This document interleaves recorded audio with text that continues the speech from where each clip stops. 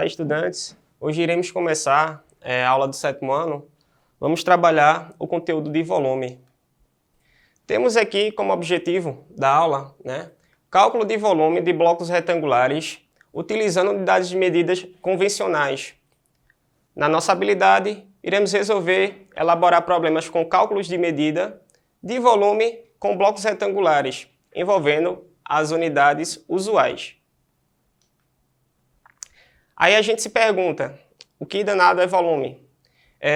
A maioria das vezes, quando a gente pensa em trabalhar esse assunto, o estudante pensa logo nesse tipo de volume. Porém, iremos falar do volume em geometria, tá certo? Esse volume auditivo, o volume do seu celular, da televisão ou de um som, é outro tipo de volume, usa a mesma palavra, mas o significado para a gente na matemática é diferente, tá? Então, quando a gente tratar de volume daqui para frente, não confunda mais com volume auditivo, tá certo? Antes da gente iniciar o conteúdo, eu gostaria de fazer uma pequena pergunta a vocês. O que é que vocês acham que pesa mais? 1 quilo de ferro ou 1 quilo de algodão? A gente fica sempre nessa questão. Dá um tempinho para vocês pensarem e vamos às respostas. Muita atenção na hora de responder, por conta que, por a gente ter a necessidade de responder de imediato, às vezes acabamos errando a resposta, tá? Porém, essa pergunta ela é uma pegadinha, tá certo? Em relação à grandeza de massa, tá? O peso das duas situações são iguais. Tanto do algodão quanto do ferro, eles têm a mesma massa, é a mesma quantidade. O que vai mudar é justamente o volume, o espaço ocupado que o objeto vai conter, e às vezes a gente acaba verificando o volume e achando por ter maior volume será maior a massa. Porém, nessa situação, a gente pode ter como um exemplo aqui na imagem, um peso de ferro pequenininho sendo exatamente igual a um volume de algodão pesando exatamente 1 quilo ambos, tá?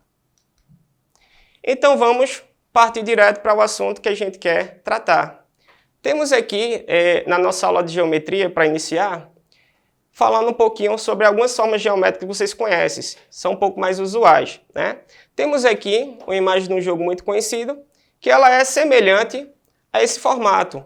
E muitas vezes vocês acabam confundindo o nome do formato com o nome do objeto, tá?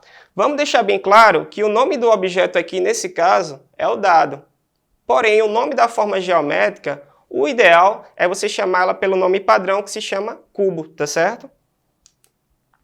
Temos aqui alguns blocos retangulares no nosso cotidiano para utilizar como exemplo do nosso dia a dia, Vemos aí contêineres, algumas embalagens, tá? E aqui eu posso tentar sugerir que vocês utilizem como referência justamente esse objeto aqui para lembrar do nome da forma, tá?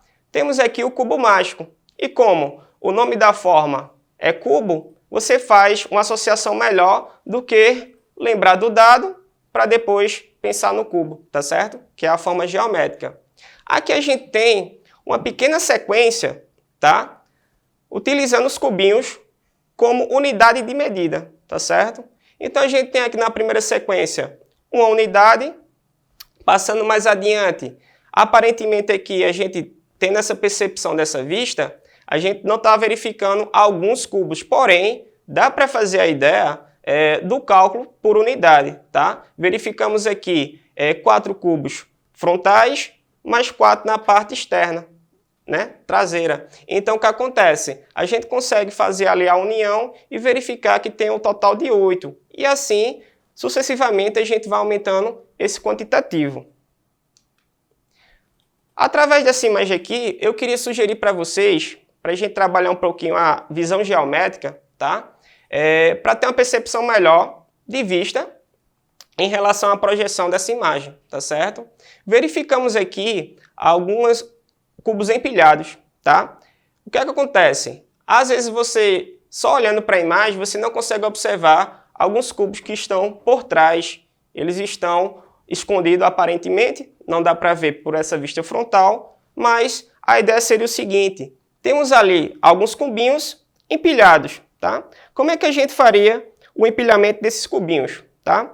Digamos que a gente tem aqui essa situação no formato e imaginamos a ideia de acrescentando alguns valores, utilizando o cubinho como medida, e assim a gente pode ter a ideia do quantitativo nessa situação, tá?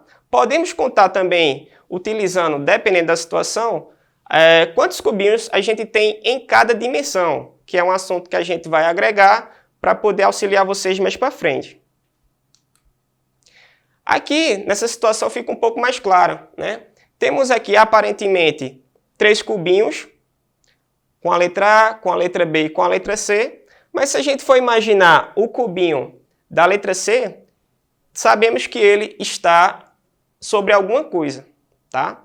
Essa coisa que está por trás, que a gente não consegue ver, é um cubinho que está por baixo, para dar apoio, para ele ficar um pouco mais acima. Então, nessa primeira imagem, a gente tem a ideia de que existem 4 cubinhos, tá? Utilizando essa ideia, a gente pode também passar para a segunda imagem, que é onde a gente tem alguns containers, nos formatos paralelepípedos, né? E a gente pode utilizar aqui a seguinte situação. Temos aqui, primeiramente, as distâncias da vista frontal. A gente consegue verificar quantos cubinhos a gente tem, né? Quantos containers a gente tem na vista frontal. Consegue também verificar na vista lateral e também pode verificar a questão da altura. E daí que surge a questão das dimensões, tá? A gente pega cada medida para tomar como base e ter uma referência para os demais objetos que estão empilhados. Temos aqui uma figura e ela está um pouco mais fácil de perceber a quantidade de cubinhos que a gente tem em cada dimensão, tá? Temos aqui na parte de baixo a questão do comprimento, na lateral a largura e temos em azul ali a altura, né?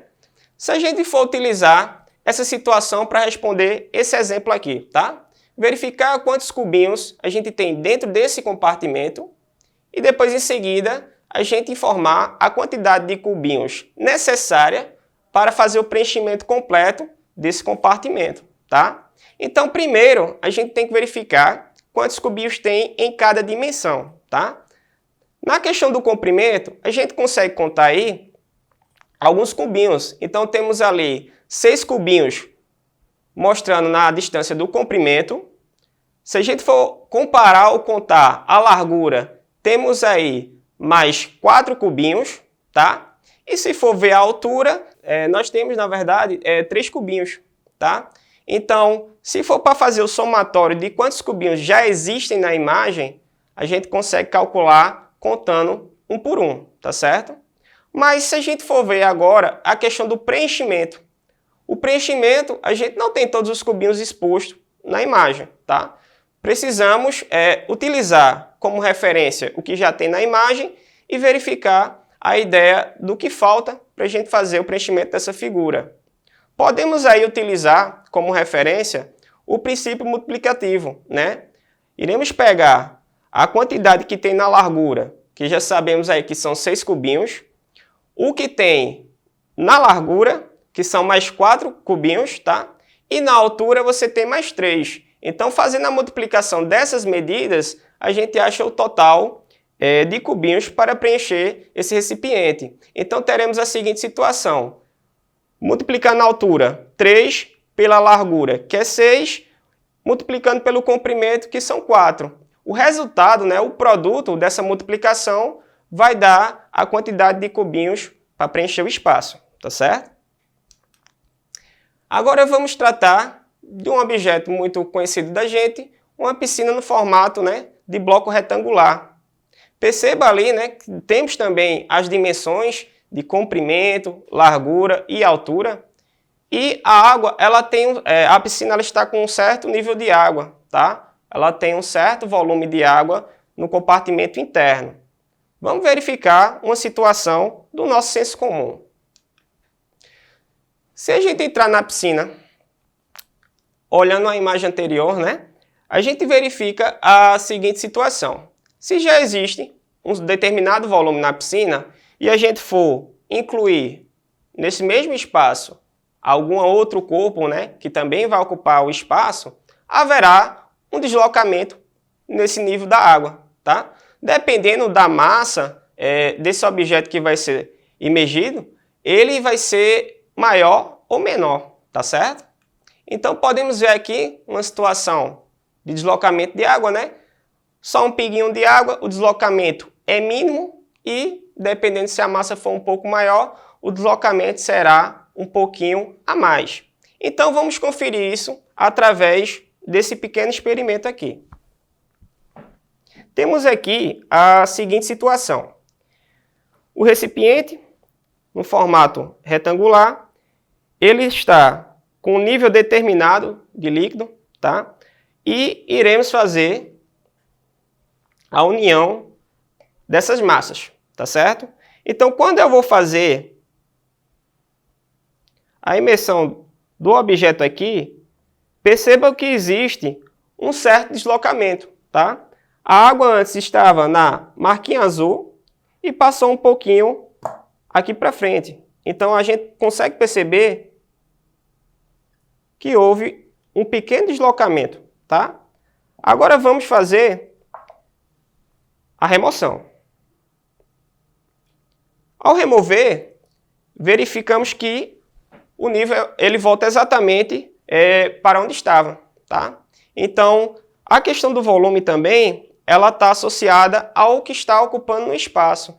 Então, pode existir um volume em algum recipiente, em algum objeto, e dependendo de você associar com outro objeto ou outro corpo, esse volume ele pode aumentar um pouquinho, tá?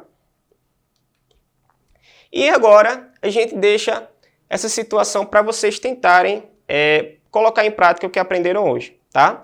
Temos aqui no primeiro exemplo algumas caixas empilhadas, todas com o mesmo formato, tá certo?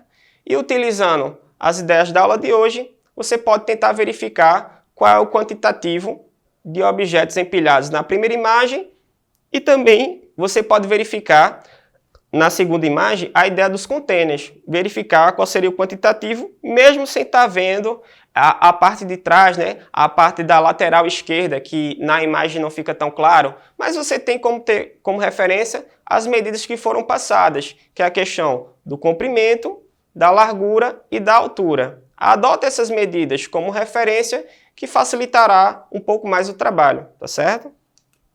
Bem, isso é tudo e na próxima aula iremos dar continuidade a esse assunto, tá certo? Obrigado.